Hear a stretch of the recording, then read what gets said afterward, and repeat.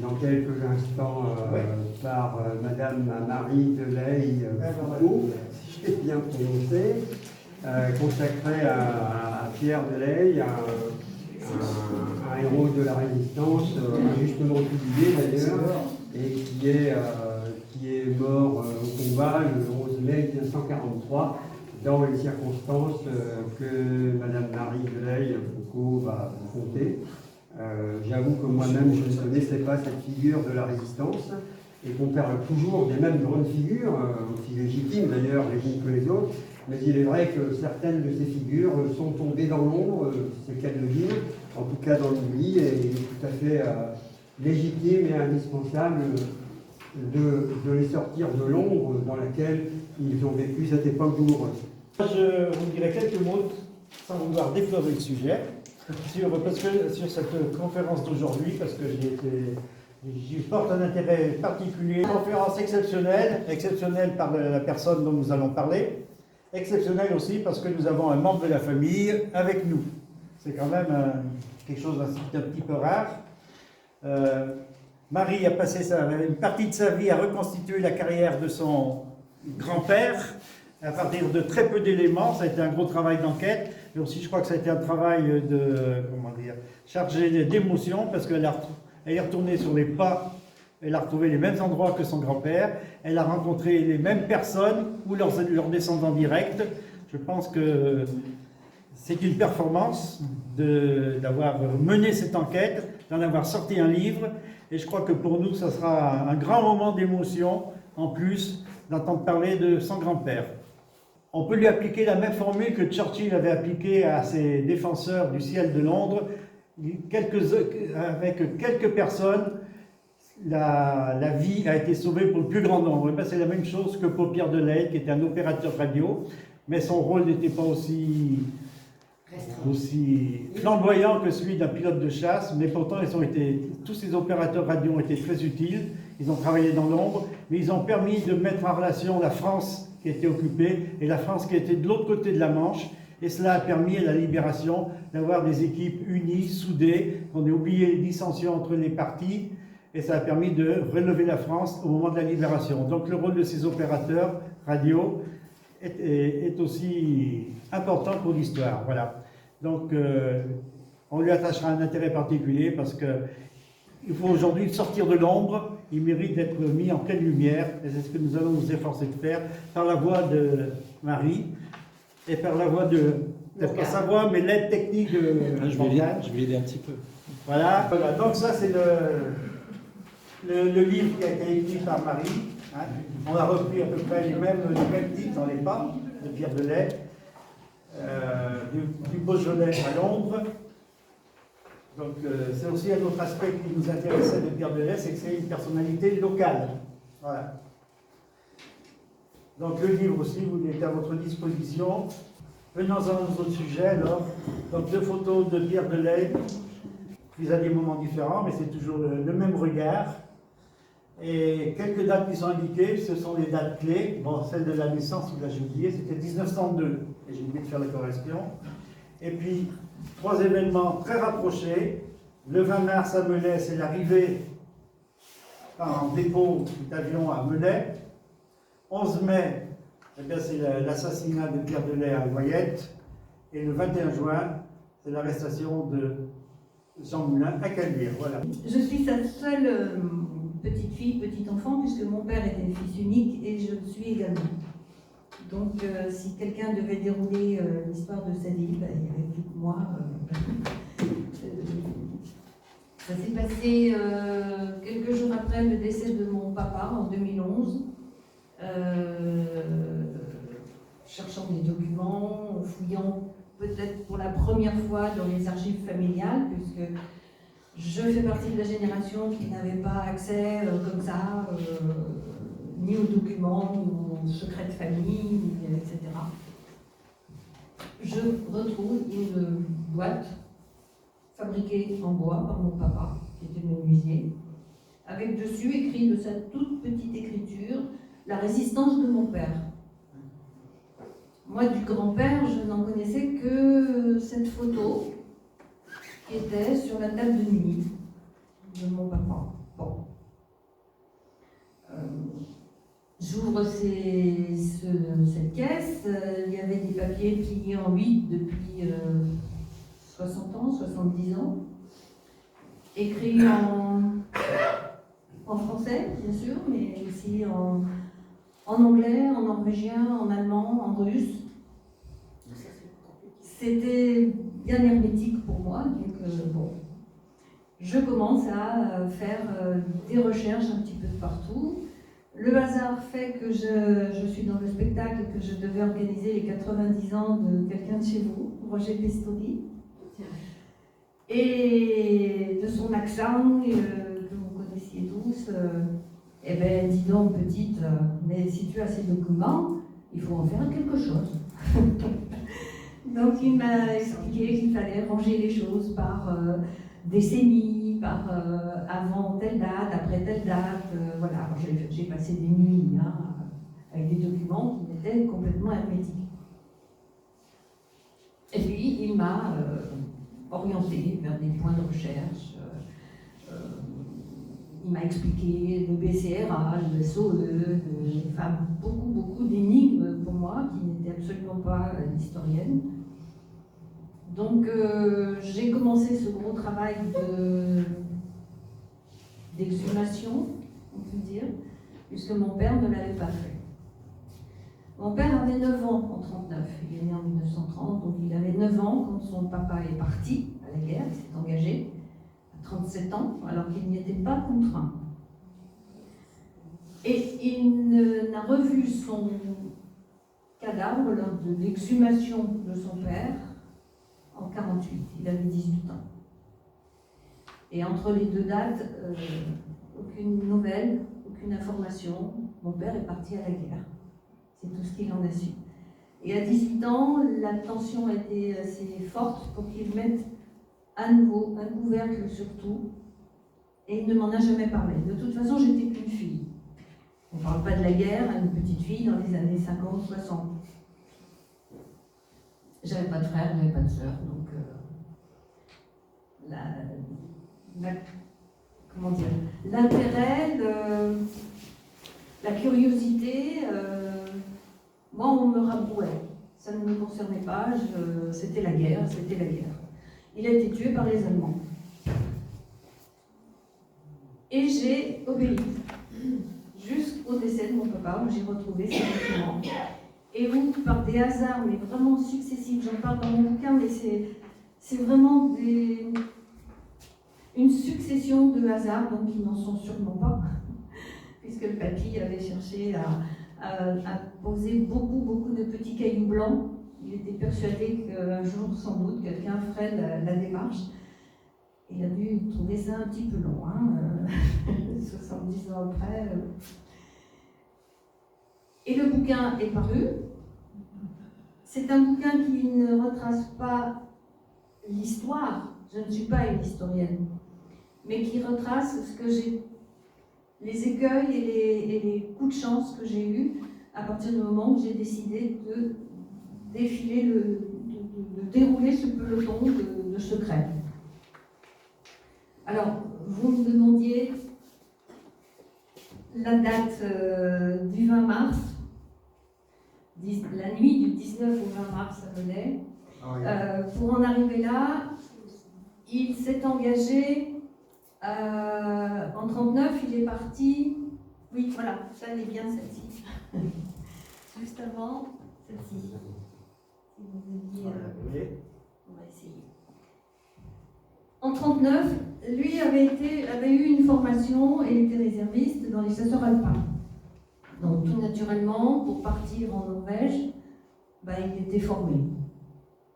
La bataille dans la neige, les chasseurs alpins partant pour la Norvège. Oui, voilà. Donc il en faisait partie. Il faisait partie de la première foulée, celle qui était la plus meurtrière. Peu sont revenus à Narvik. Il revient de Narvik, il se fait arrêter à Boulogne-sur-Mer et incarcéré dans un stalag, mais en France. Un prisonnier français. Peut-être pas à Boulogne, mais pas loin. Oui, donc c'est sans doute des images similaires. Voilà. Oui, c'est pas si. Il se débat, il s'évade, il est rattrapé, on l'envoie dans un stade en Allemagne. Il recommence, il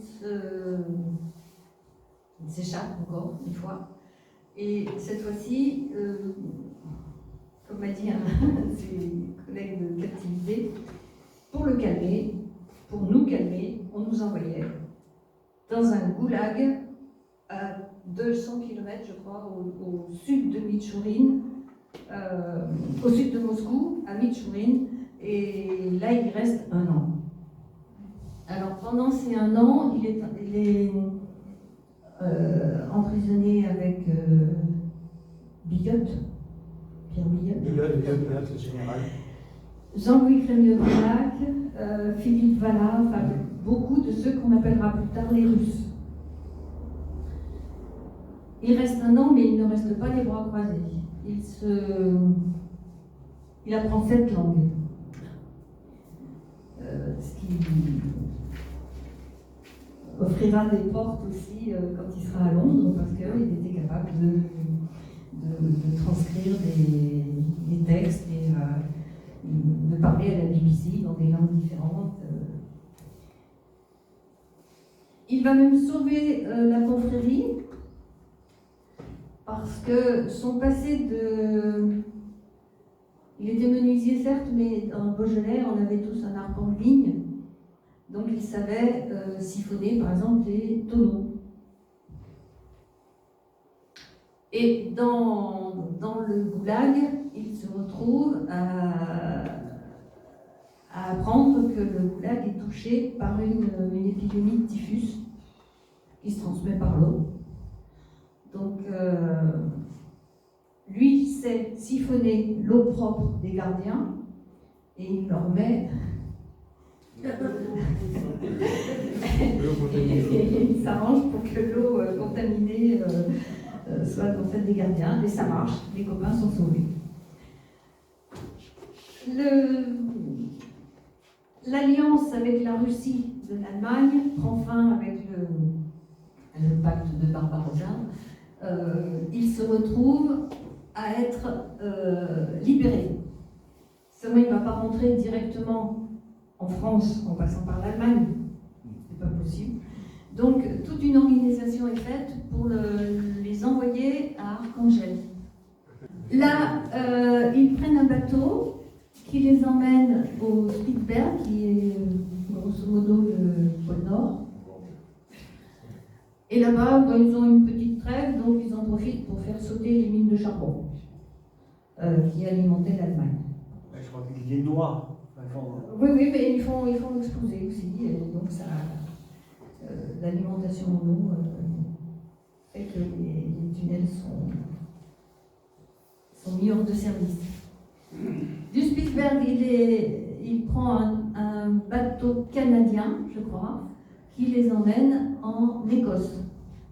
Et de l'Écosse, il rejoint Londres, où il est pris en charge par le BCRA et chapeauté moralement par des gens comme Billotte ou...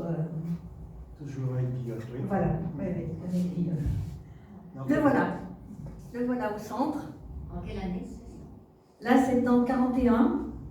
Il arrive en gare de Stel à Londres. Tout dépenaillé, tout déchiré, ça c'était sa marque de fabrique. Il était toujours dans un état pas possible. Dans une autre photo, il a la braguette qui n'est pas fermée. Enfin bon. Ah, celle-là. C'est celle-ci, oui. Voilà, la braguette n'avait pas tout à fait. Voilà. Et ça, j'ai eu plusieurs de ses compagnons qui m'ont signalé la chose, ils s'en foutaient. Il était. Voilà.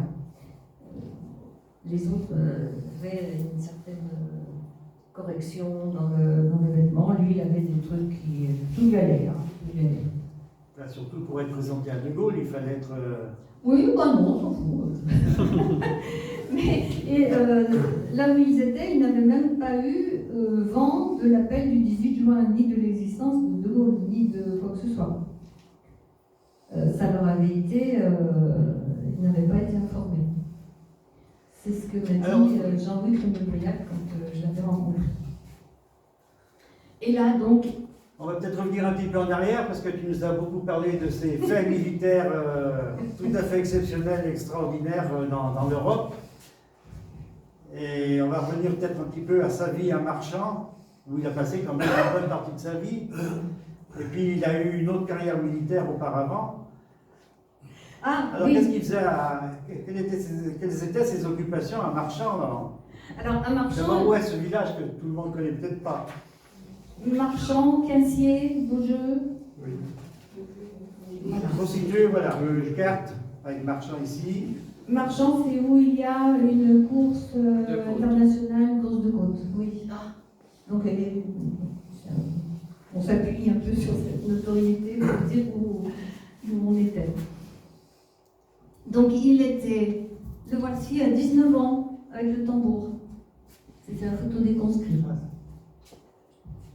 Et il avait une scierie mécanique, une huilerie à façon, de noisettes, de noix, et quelques vignes. D'où sa formation de... Voilà. Pour siphonner les... L'eau contaminée. Voilà. Un menuisier qui restait un peu sur la fin FAIN de son service militaire. Tous les petits gars du pays à l'époque, leur service militaire depuis le Beaujolais passait à Villefranche-sur-Saône. Ben lui, non. Il s'inscrit dans les compagnies sahariennes, il part au Mali. Voilà. Il part en 22-23. Le service militaire durait plus d'1 an à l'époque. Et il est engagé dans les compagnies sahariennes pour préparer la croisière noire, qui aura lieu 1 an après.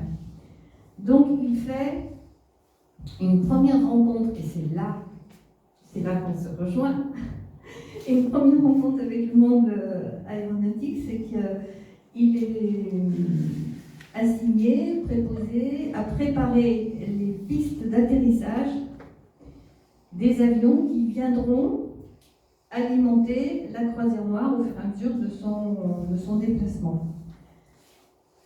Alors, voilà la tenue qu'il avait à 20 ans, 21 ans. Voilà, si je peux juste intervenir, oui. La croisière noire, c'était une expédition de Citroën qui devait traverser l'Afrique du nord au sud, donc pour faire valoir le pavillon français, bien sûr, et puis faire valoir aussi la qualité des véhicules Citroën. Donc il y avait une forte participation de la France et de l'armée française pour préparer ce raid.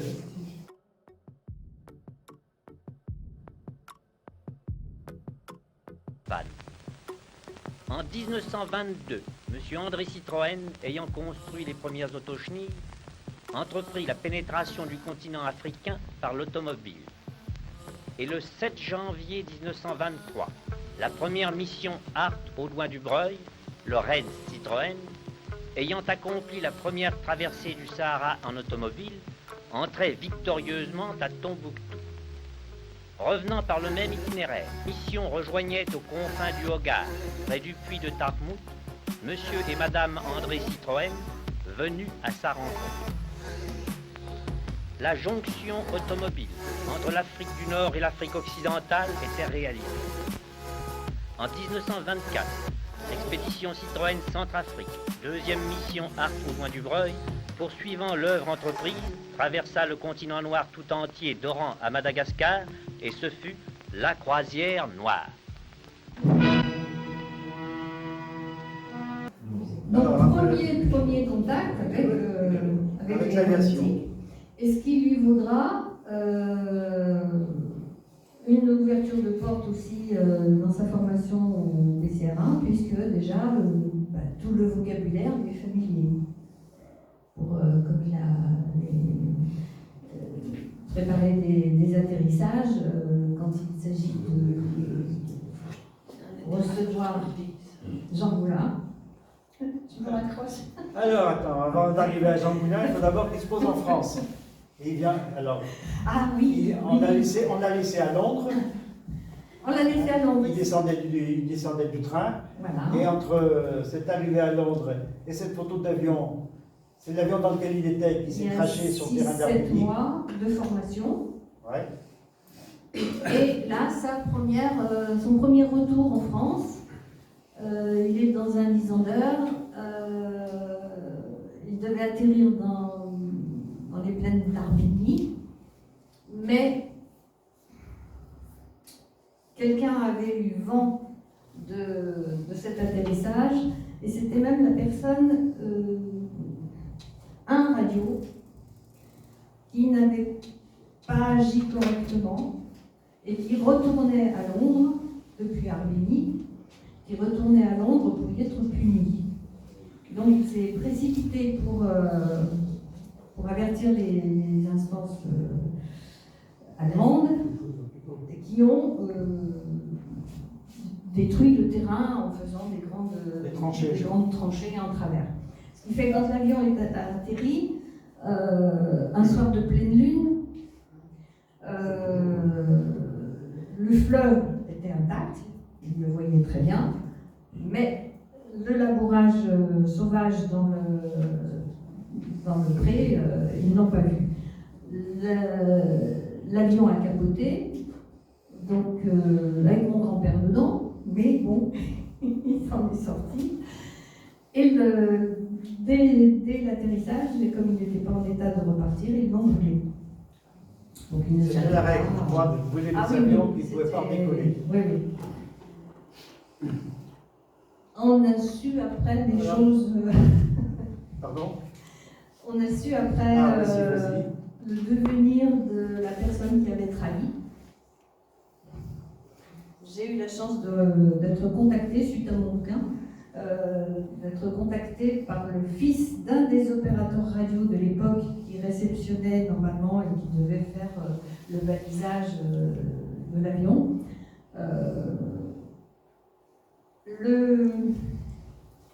Le réseau du lieu a réglé son compte à ce monsieur qui avait trahi 2 fois. Il avait trahi la première fois et il allait être puni.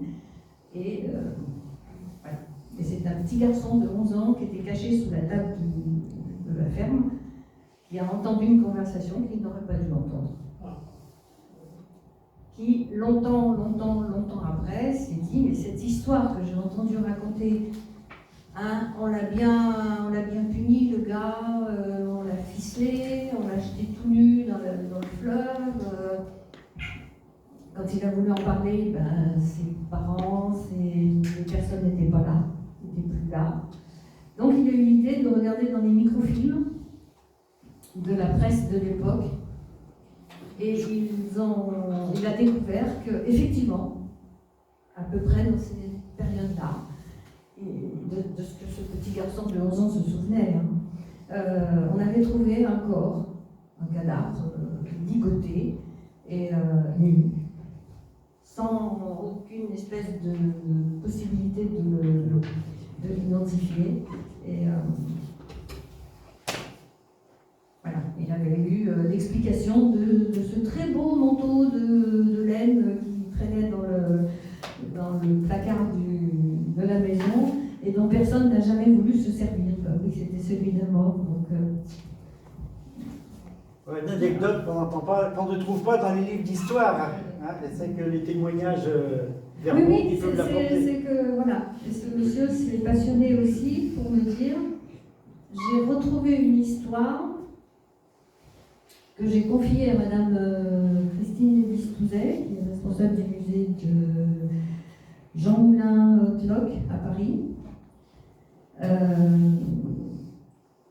Un va-et-vient. Quand il a su que des personnes de la famille de Jean Moulin avaient fait un don de ses dessins, de ses lettres, etc., à ce musée parisien, il est allé voir cette exposition.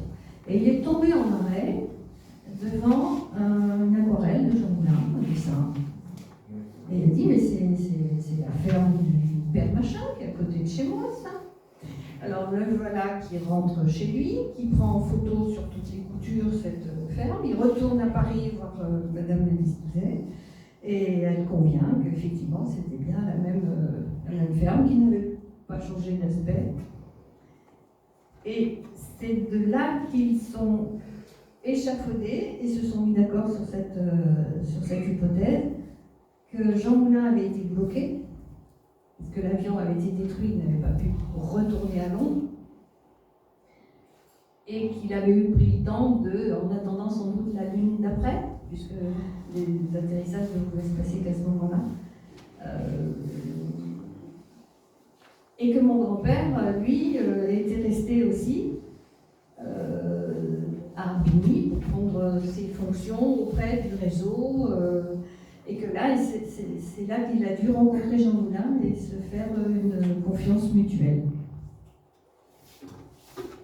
En août 42, est-ce qu'on est encore en zone libre, en Saône-et-Loire? Je ne me souviens pas de la limite C'est entre la zone libre et occupée. novembre-décembre 42, je crois que la... Oui, 11 novembre 42. Oui. Donc en août 42, on est encore en zone On est libre. encore, voilà, pourquoi Arbigny, voilà, et pas Lyon. Oui, oui, c'est ça. D'accord.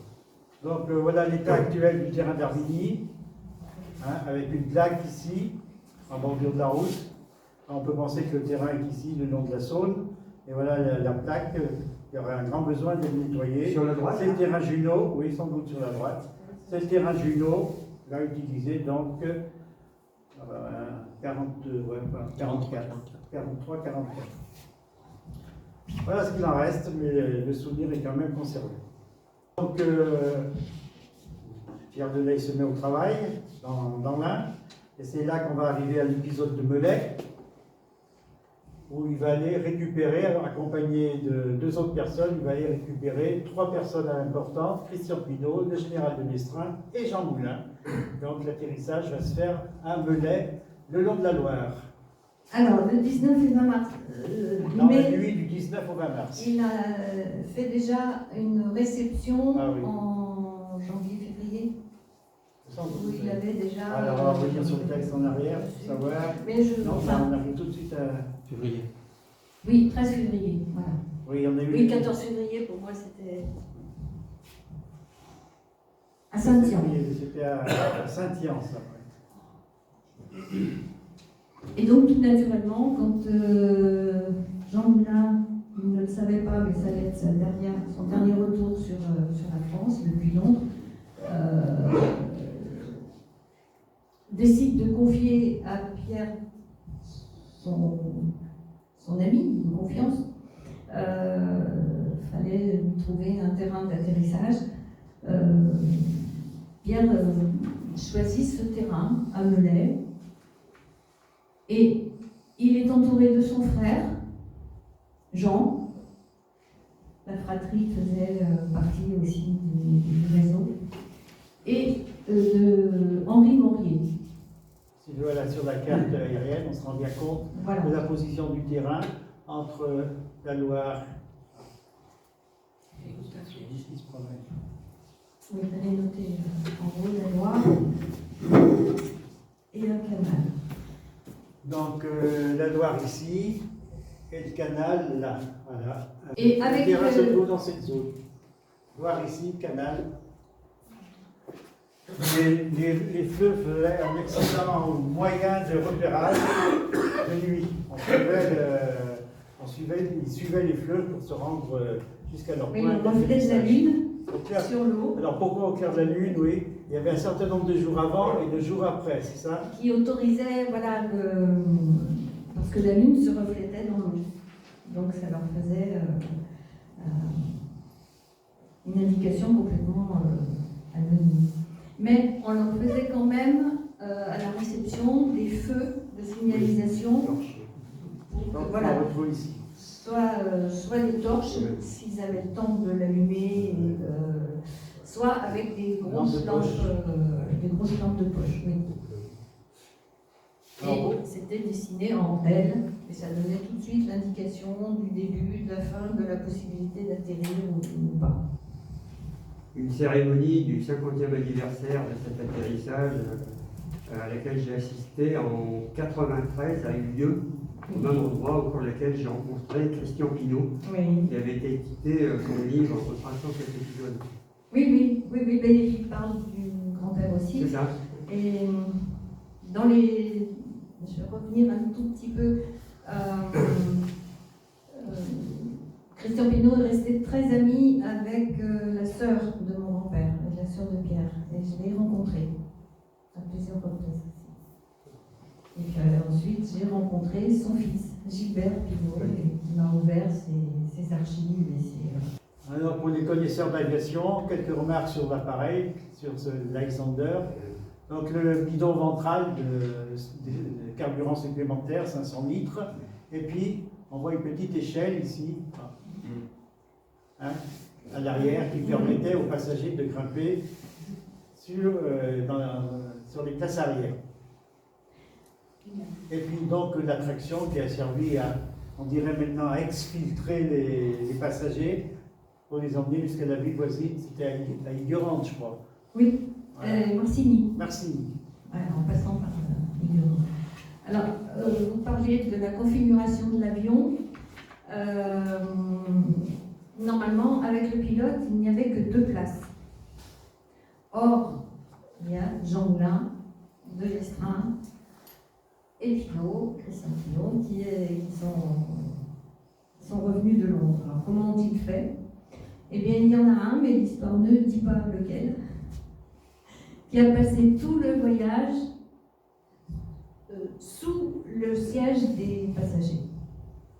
Il y avait une micro-place et il y en a un qui s'est sacrifié pour... voilà, alors dans le noir, dans la clandestinité, plus être confiné sous un siège, il pouvait à peine respirer, vous imaginez, en ne sachant pas comment ils allaient être reçus. Mais ils ont été... cette traction taxi, parce que sinon il n'y avait pas suffisamment de place non plus dans la traction, c'est une traction taxi, donc il y avait... Donc elle était plus longue que celle-là. 7 ou 9 places, oui. Il va y avoir une vitre arrière supplémentaire.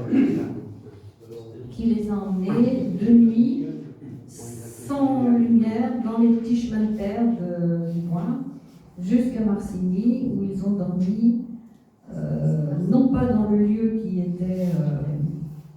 était prédestiné, mais en face, totalement improvisé, parce que le lieu qui avait été réservé donnait sur la gendarmerie, dans la cour arrière. Donc c'était pas judicieux vraiment.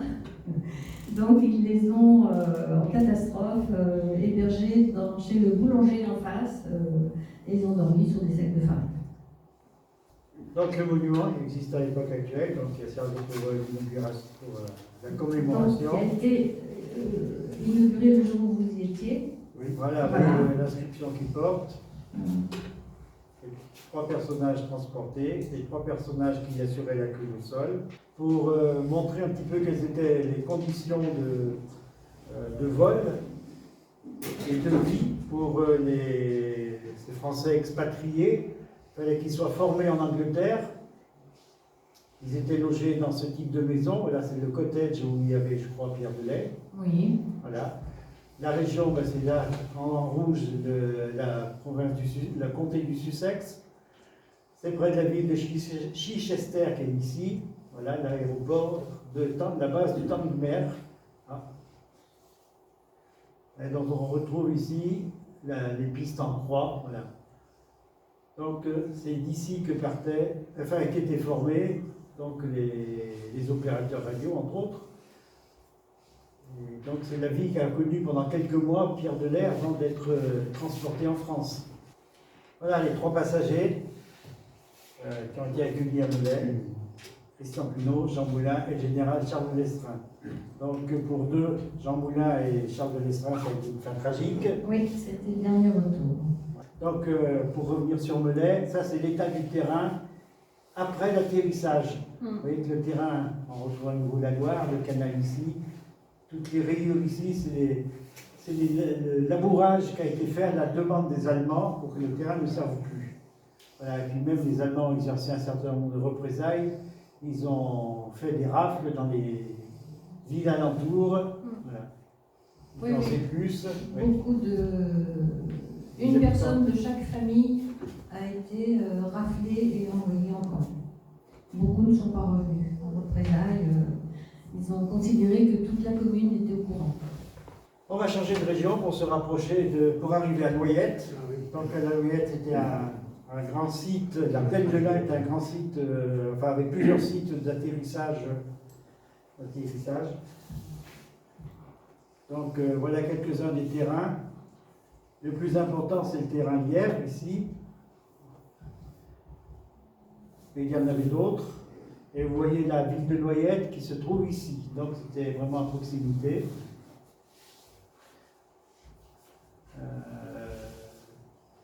Et je rappelle que ce terrain, pour la petite histoire, a été utilisé par l'armée de l'air française en 1939-40. C'est ici qu'était basée la chasse de nuit qui devait protéger la ville de Lyon. Voilà, c'était sur ce terrain. Le trafic de tous ces terrains était commandé par Pierre Delay à partir de son poste de radio.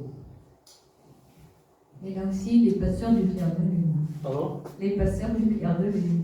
C'est ce qu'on appelait, c'est C'était le le titre même, que porte le monument, voilà. les passeurs du clair de lune. Voilà le monument qui a été installé, que vous connaissez tous, je suppose, à Saint-Vulbas. Oui, une très grosse cérémonie également là-bas, où j'étais, au cours de laquelle a assisté le général Legge, qui était à l'époque le commandant en chef des forces de l'OTAN en France, en Allemagne. Et il y avait un monde fou Et Hugues Belletti.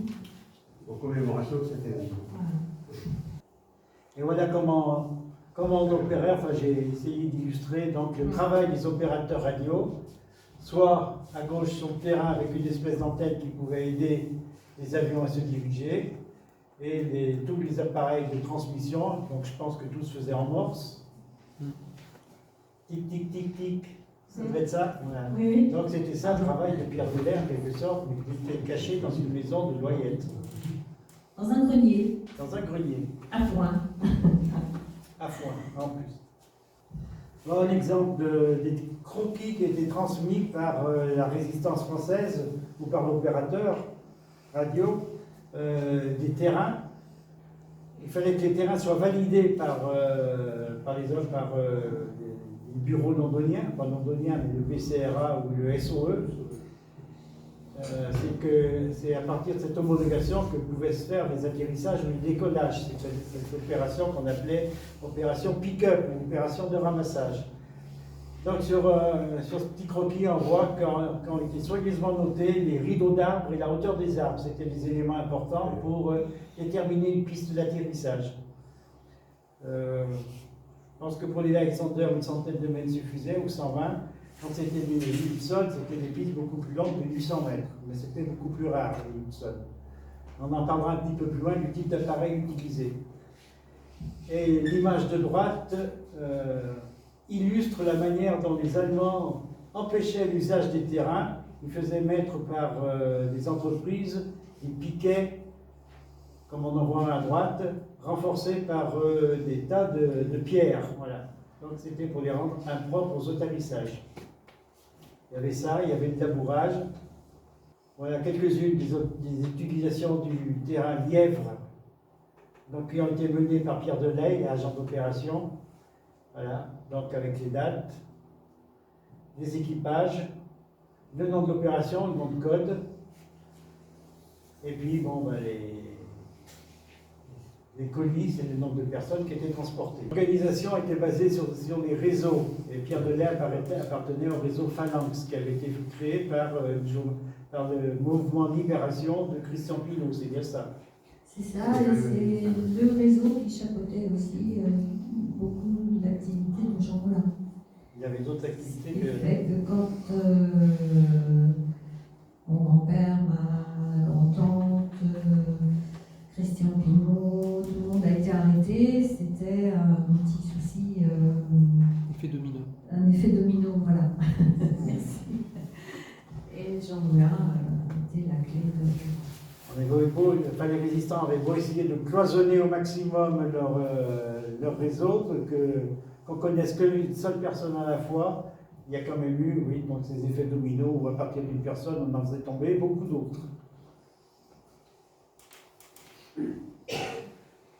Donc, oui, donc, au point de vue organisation, donc, ces opérations dépendaient du SOE, Special Operation Executive, des opérations spéciales.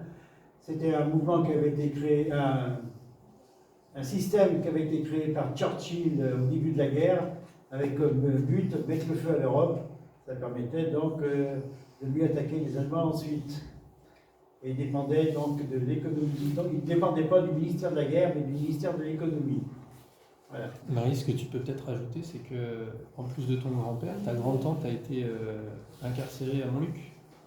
Tu peux préciser, c'est important parce qu'elle faisait partie du réseau Phalanx. Elle faisait partie du réseau Phalanx, c'était une jeune femme à l'époque. Les gens n'ont pas entendu ce que vient de dire Morgane. Ah oui, Morgane, que je mette l'accent sur ma grand-tante, la sœur de mon grand-père, qui, elle, était utilisée comme agent de liaison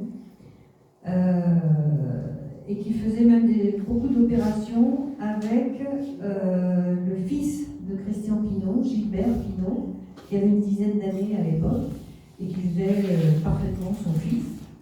Et j'ai reçu, enfin, il me l'a confié, mais je l'ai lu aussi dans le bouquin qu'il avait écrit, que le petit garçon avait le manteau bardé de documents extrêmement importants et que ma grand-tante faisait semblant de discuter haut et fort quand elle passait devant des garnisons allemandes et qu'elle regardait les jeunes Allemands en faction, à leur dire « Qu'est-ce que je vais faire de ce gamin ?» Les prenait à partie pour déjouer. Voilà, puis c'était une très belle femme qui n'avait pas de peine à séduire les petits jeunes avec les armes. Et malheureusement, son nom est apparu dans le calepin d'un monsieur du réseau qui a été arrêté. Donc ils ont retrouvé où elle était et ils l'ont arrêté. C'était le lieu de rencontre avec Christian Pinault. Et lui a été arrêté 3 jours après. Quoi. Il a été incarcéré d'ailleurs à Montluc. Et à l'intérieur de la prison de Montluc, il y a toujours la cellule dans laquelle il a été incarcéré, avec sa photo. Et elle aussi a été incarcérée. Elle est peut-être la doyenne en termes de temps d'incarcération à Montluc, parce qu'elle plaisait beaucoup à monsieur Klaus Barbie, qui l'interviewait toutes les semaines. Elle n'a jamais voulu en parler. Et puis comme au bout d'un an à Montluc, sa beauté avait un petit peu évolué, elle est partie à Ravensbrück. À Ravensbrück, elle a répondu. Elle n'était pas docile, attends. En punition, ils l'ont envoyée dans le camp de Swodao, où, et là je me permets un petit clin d'œil, elle était dans une usine dirigée par des femmes, donc peut-être encore plus dure que Ravensbrück. Et elle a mis un point d'honneur à trafiquer les pièces d'aviation, enfin à les saboter. Et tout ça, ça m'a été redit par une de ses compagnes de captivité qui se trouvait être la maman d'un ami comédien avec lequel je jouais. Et un jour, on parle d'un film qu'on avait vu la veille sur les camps de concentration. Et il dit, oh, ben, ma mère aussi a été au camp à Ravensbrück. Ah bon, ma tante aussi. Et il me dit, quel numéro? Alors, je dis, je ne sais pas, j'appelle la Tatan à Paris, il me donne son numéro. Il y avait moins de 100 numéros d'écart. Il me dit, elles ont dû y aller ensemble. Il demande à sa maman, qui dit non. Adrienne Loison, non, je ne connais pas. Adrienne Delay, ah ben oui. Ah bah oui, c'était ma copine, on a même été punis ensemble. Et c'est elle je l'ai interviewée pendant 1h30, je crois, on a un film, où elle raconte toutes les exactions que ces deux chipettes faisaient. Et elle faisait semblant de remplir une pièce importante d'un avion, mais en fait elle ne le remplissait pas, ce qui fait qu'il était très fragile. Donc pardon pour l'aviation allemande, mais il y a peut-être des choses qui ont été... Au contraire, tant pis pour l'aviation. Oui, non, mais maintenant que tout est apaisé, il y a des accidents qui ont dû avoir lieu. Voilà. Histoire de raccrocher encore avec ce qui est votre intérêt partagé. Je vais être assouvi à l'intérêt sur l'aviation parce qu'on va parler un peu plus des avions. Oui. Juste quelques diapos sur les avions. Donc là, c'est le Lockheed Hudson qui avait une capacité bien supérieure au Alexander, qui permettait de transporter 8 personnes, mais qui nécessitait des pistes beaucoup plus longues. Voilà, qui a été utilisé dans quelques cas, même dans la région. Et voilà donc le fameux Lysander, j'espère que je prononce bien, Lysander, bon, qu'on surnommait le Lizzie, voilà, qui au départ n'était pas du tout un avion fait pour transporter des passagers, il était fait pour l'observation d'artillerie, pour aller au-devant pour surveiller les tirs, les diriger. Son avantage, c'est qu'il avait un train d'atterrissage extrêmement robuste, en forme de V. Et puis donc, pour les opérations spéciales, on l'a doté d'un réservoir qu'on doit voir sur qu'on voit ici. On l'a doté d'une échelle ici pour transporter les passagers. Voilà, mais je vous ai mis ces images parce qu'elles restituent bien l'ambiance de ces vols de nuit. Et il y avait deux autres avantages appréciables, c'est que c'était un avion extrêmement silencieux, d'une part, et que d'autre part, il pouvait voler en stationnaire, quasiment, pas avec le vent. Donc, pour ce type d'opération, il était véritablement l'avion, je dirais, désigné pour effectuer ces opérations spéciales de nuit. Et très efficace.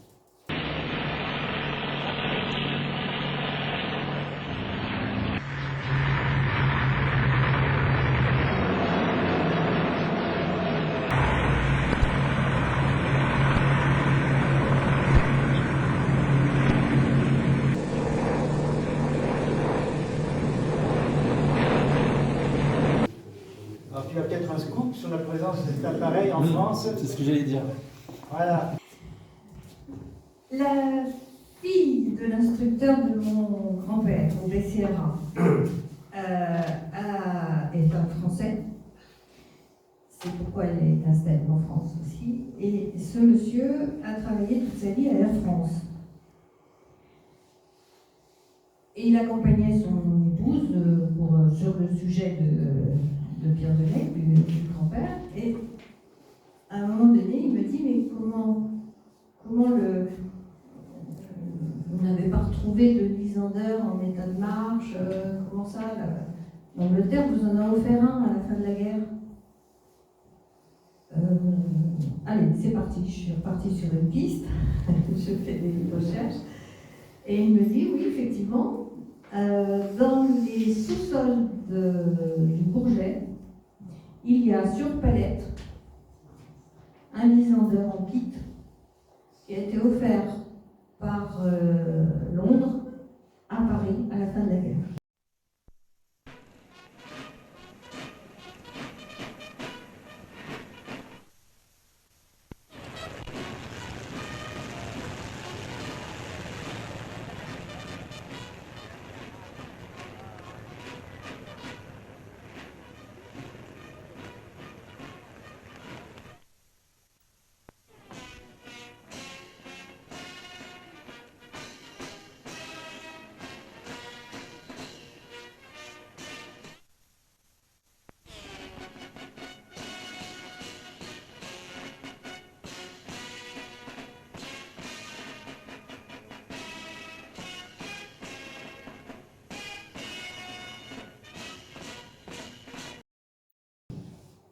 Il n'a jamais été monté.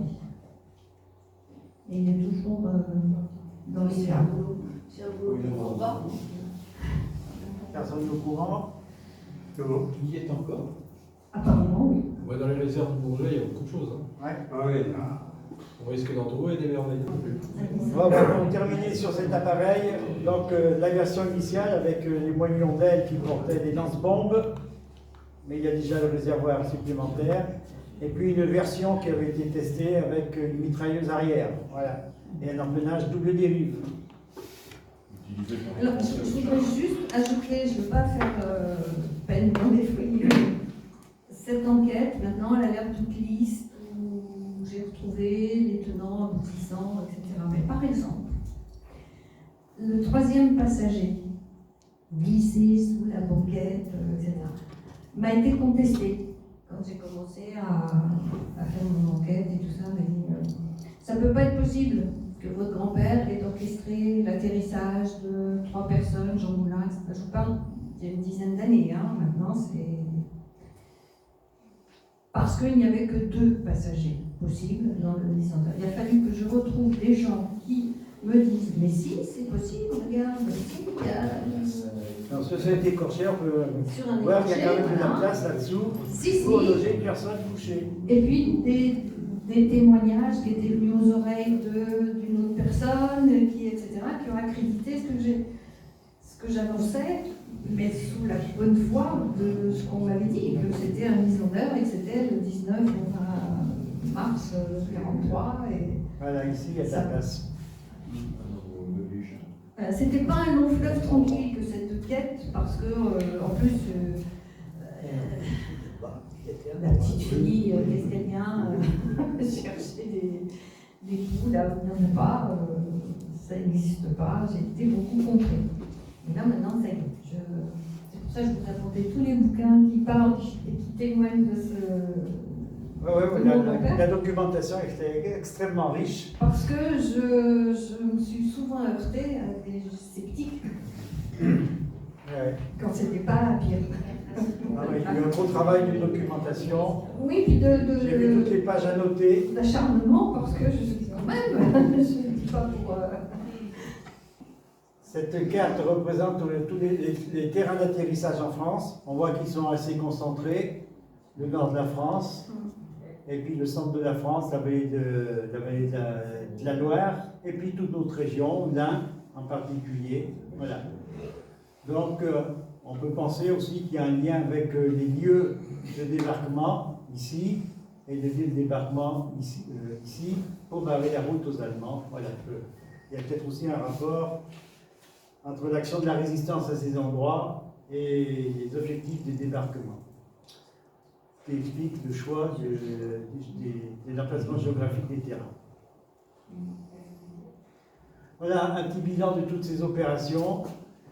Et avec Lina Alexander, on en a réalisé 279 et réussi 180. Ça veut dire qu'il y a eu quand même pas mal d'échecs. Donc des échecs, c'est des dépôts qui ne sont pas faits, c'est des personnes qui ont été capturées. Voilà.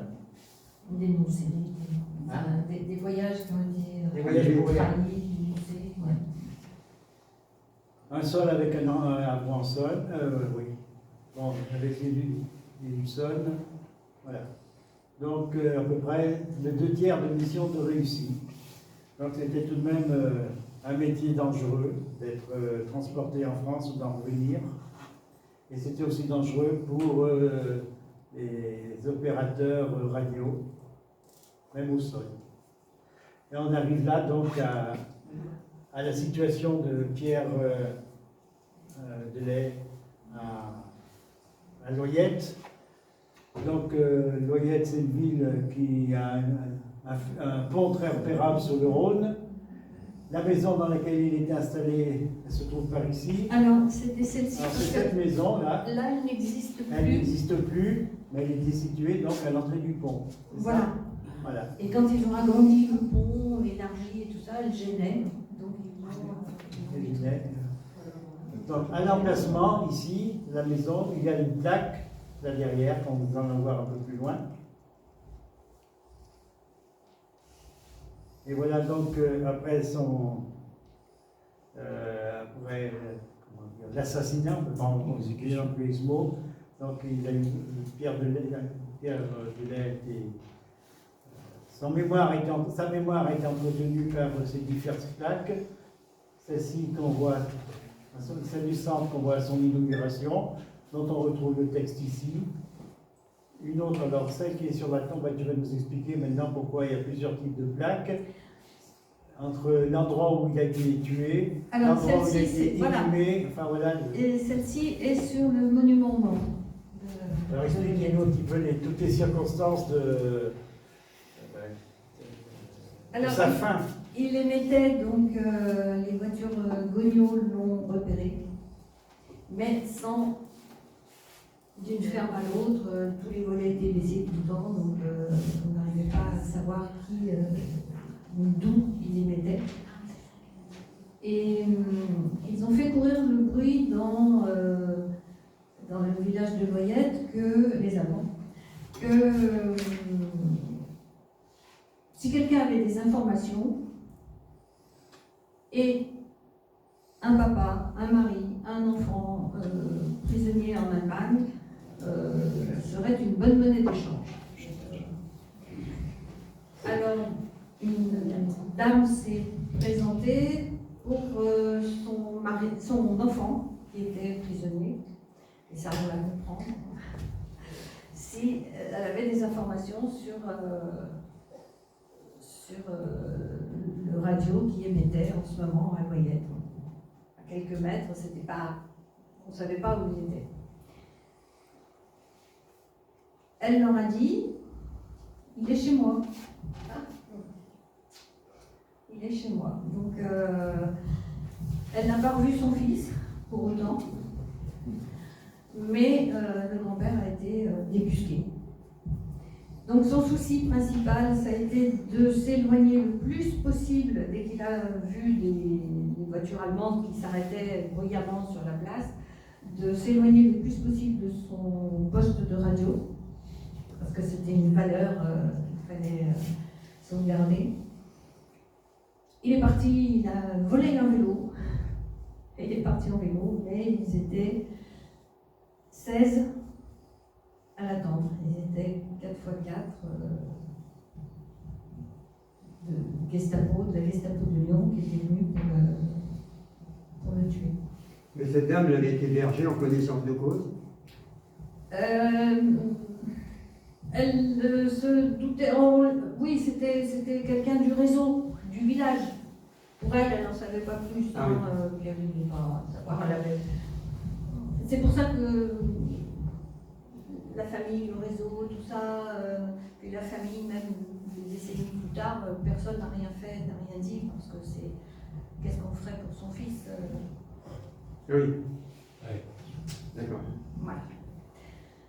Alors il s'est passé une chose assez sordide, c'est que Klaus Barbie est venu à Loyette pour voir le visage de celui qui avait été abattu, parce qu'il était persuadé que c'était Jean Moulin, qui à l'époque avait comme pseudonyme Joseph Mercier, et mon grand-père à cette époque avait des faux papiers au nom de Joseph Ennuyé.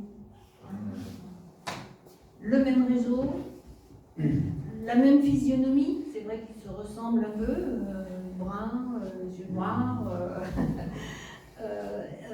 Klaus Barbie revenait rayonnant avec la presse, avec tout un tas de choses, pour venir constater qu'il avait abattu Jean Moulin.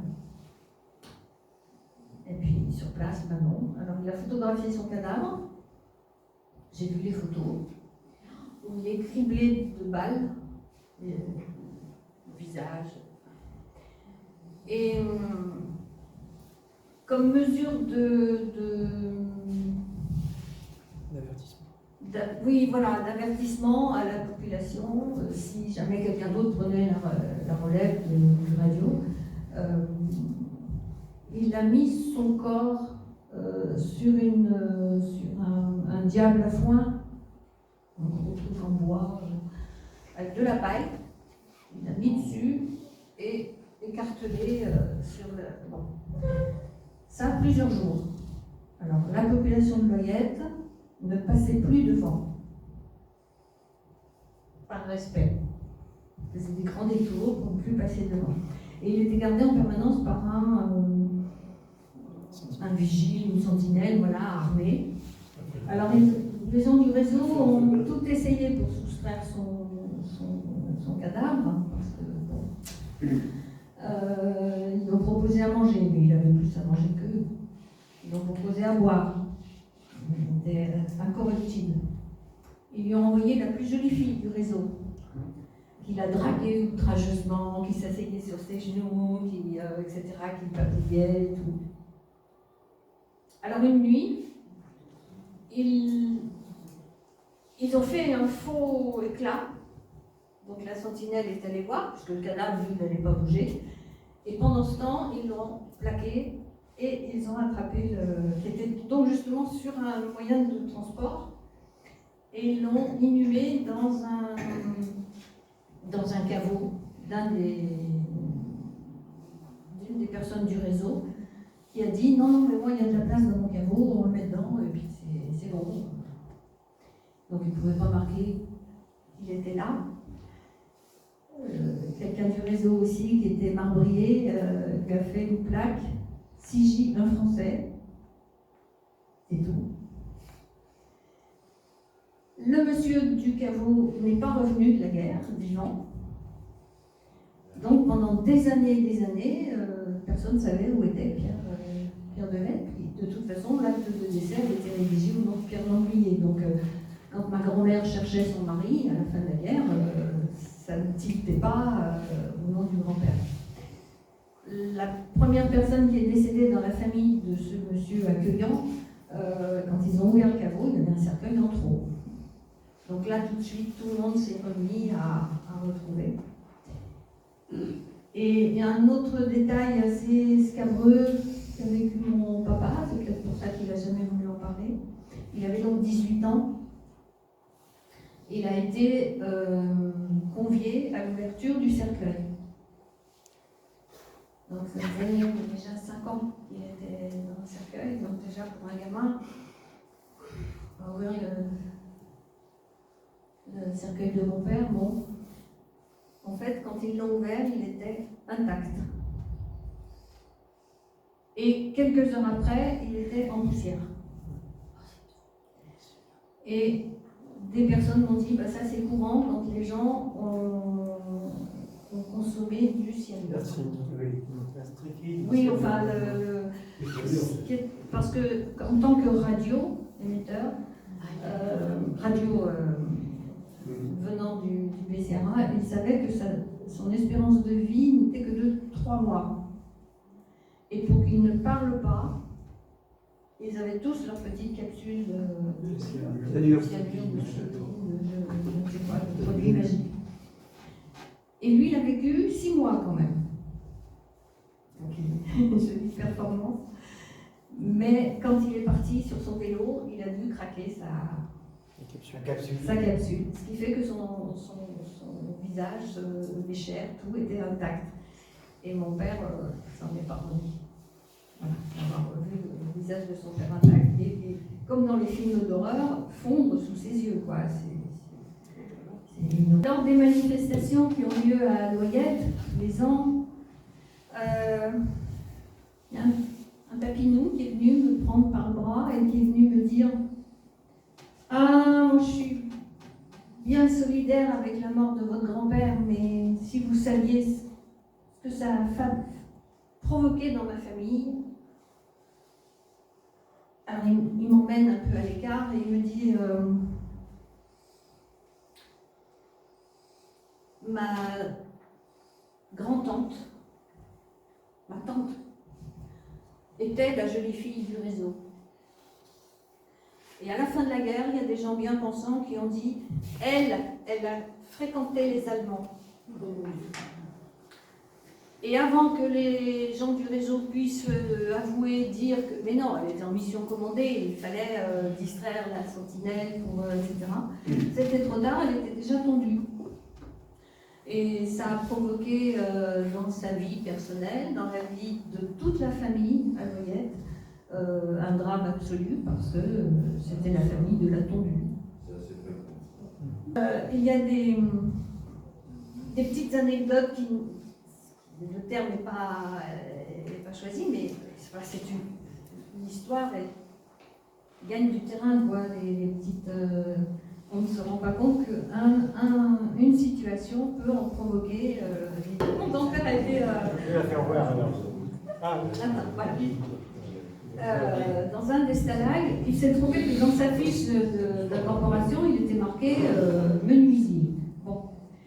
Il se trouvait que ce stalag était tout à fait contigu à une maison de plaisir de Göring.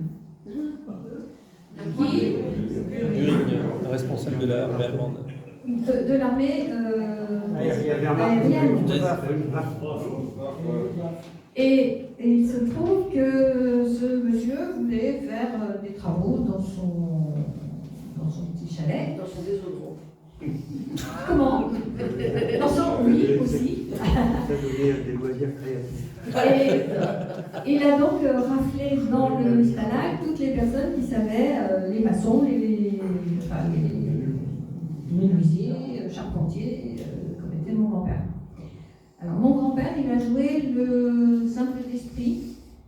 Oh bah oui. Oh bah oui, moi je veux bien, moi. Oh là, bah, lui c'est de la... Enfin, il a joué le polonais. Oui. Et il démontait une vieille charpente pour en recréer une autre. Et en démontant la vieille charpente, il a récupéré, et Dieu sait qu'il devait être surveillé, des clous. Il a caché après comme il a pu, et c'est avec ces clous-là qu'il a descellé des barreaux de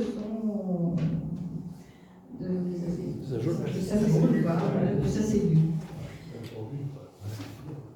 Et petit à petit, Göring, il aimait bien, je le trouvais pas vindicatif, on va dire. Voilà, il était... il ne regardait pas de travers, donc il l'a pris comme... pas homme de confiance, mais pour faire ménage dans son bureau, chez lui, etc. Et papy, tout discrètement, une fois, il volait le fond d'un crayon. Un crayon, c'était quelque chose à l'époque là-bas. Il n'avait pas de crayon, pas de quoi laisser de traces, d'écrire ou quoi que ce soit. Donc, et il en arrosait un peu tous les copains.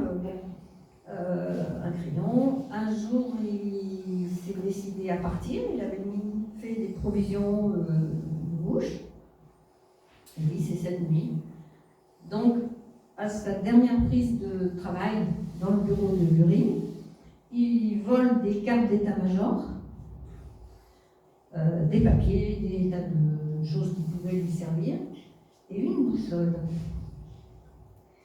Et quand j'étais petite, tout le monde me disait, mon père disait, ça c'est la boussole de Göring.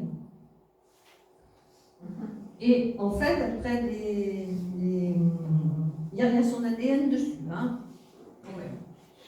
Parce que Göring avait pour habitude, et en fait, quand je suis allée voir au musée du quartier Général Frère, on l'a authentifié comme étant une boussole anglaise. Donc ça ne collait pas. Mais par des recoupements de lecture, j'ai trouvé que Göring collectionnait les bracelets avec la boussole anglaise des petits jeunes dont il avait fait abattre donc l'attaque quelqu'un anglais. Il n'est pas revenu. Un pilote qui a dû être abattu. Voilà. Et il avait donc cette boussole que, quand il n'en a plus besoin, puisqu'il était dans les... ça a été trouvé sur lui, quoi, après, dans ses affaires. Il avait... Donc un tout petit... Une relique précieuse. Une relique précieuse qui a un rapport avec votre passion. Voilà. Il l'embarquait. Ah oui, il s'en est servi pour se sauver du stalag, ce qui, quand il a été repris, l'a conduit au goulag. Bien, bon, on termine là sur tous les noms que portaient les Pierre de Lay. Comme tous les résistants, il fallait des noms d'emprunt pour échapper aux... Pour poursuivre, Ah mais, tu vois, la drogue. D'accord. La ça drogue. veut dire la drogue, ça existe. La drogue, c'est le surnom de marchands en Beaujolais, qui a été donné par un arbre, un noyer ou un châtaignier d'une grosseur exceptionnelle. Il a été classé d'ailleurs cet arbre avant de mourir. Et s'appelait la drogue, la grosse souche quoi. Et d'ailleurs les gens marchands s'appellent les grobis. Je suis une grobie. Il a parlé à la BBC, il a envoyé des messages, et ici, Pierre Lagrobe. Alors, ceux de marchand savaient. Les autres, non, puisque Pierre Lagrobe, ça ne donnait pas d'indication. Mais j'ai retrouvé des télégrammes où les gens de sa famille ou des amis qui lui avaient envoyé via la Croix-Rouge. T'avons entendu hier à la radio. Voilà, et puis donc le rapport avec Jean Moulin, donc son arrestation suivra de peu la mort de Pierre Mullet, puisqu'il sera arrêté à Caluire et quelques mois après, donc il décédera dans des circonstances bien tragiques. Et voilà, mais pour terminer, nous vous livrons un petit sujet de réflexion. C'était dit à propos du livre de Marie. Ouais. Voyager pour comprendre, voyager pour apprendre. Il faut garder en mémoire donc le travail qui a été fait par Pierre Mullet, et il y a tant d'autres qui sont tombés pour la France.